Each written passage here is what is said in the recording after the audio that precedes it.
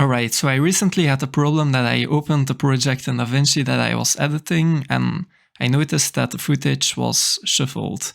For example, this clip wasn't the clip that I placed here, and not many of you might have this problem first, but I noticed it sometimes, so I found a solution.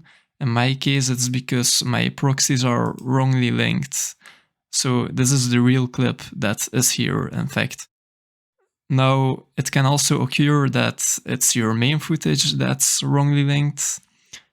I'm first gonna explain what you need to do in that case. So now you need to search for the right clip, and that can you do here. Replace selected clip and then select the right clip.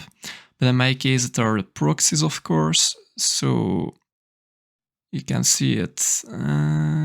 Yeah, now it's on original. You can see it here. Here's a proxy.